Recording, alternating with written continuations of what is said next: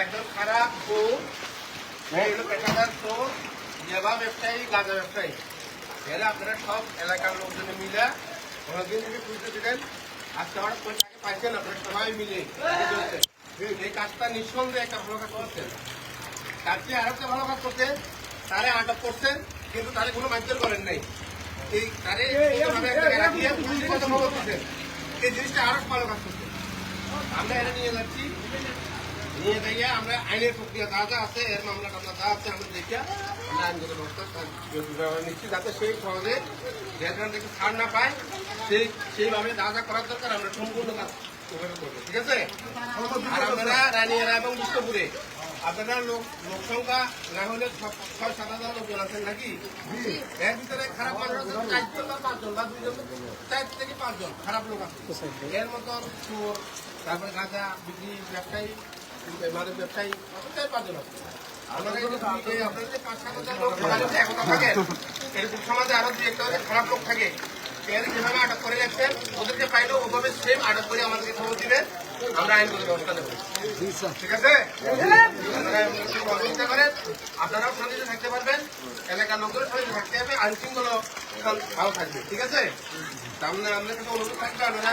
আইনগতভাবে আমাদেরকে সহযোগিতা করেন আমরা আপনাদের সবসময় পাশে আছি রাতে দিনে যখন ইচ্ছা আপনাদেরকে ফোন দিয়ে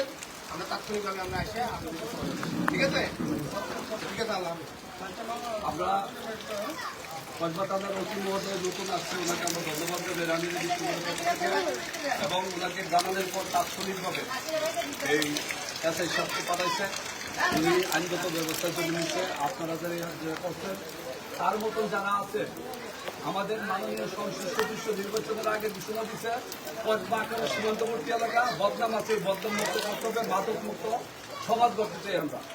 সেই জন্য মাদকের ব্যাপারে জিরো টলারেন্স নীতি অবলম্বন প্রশাসন মাননীয় এমপি মহোদয় সহ আমরা যারা এমপি মহোদয়কে বুদ্ধি এমপি বানাইছি আমরা সবাই মাদকের বিরুদ্ধে আছি কিনা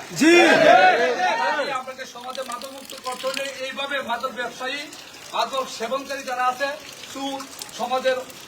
পশু শৃঙ্খল যারা কাজকর্ম করেন তাদেরকে এইভাবে আপনারা ধৈর্য আইনের হাতে সমর্থ করবেন আপনারা নিজেরা আইন চিন্তা দিবেন না আমরা এই সমাজটাকে ভালো করতে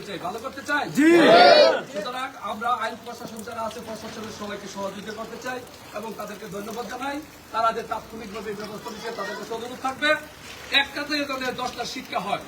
যাতে এই মাদক যারা করে অন্যায় যারা করে আইনের হাতে যাতে কঠোরভাবে যাতে তাদের ব্যবস্থা নেওয়া হয়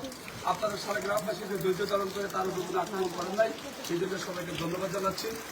এবং বাকি যারা আছে তাদেরকে ওইভাবে আপনারা যারা চিন্তিত ভালো মানুষ যাতে হয়রানি না হয় সেই দিকে খেয়াল রাখবেন আপনাদের সবাইকে ধন্যবাদ আসসালাম ধন্যবাদ সবাই ভালো থাকেন সহযোগিতা করার জন্য আপনাদেরকে আপনি ঠিক আছে আল্লাহ হাফেজ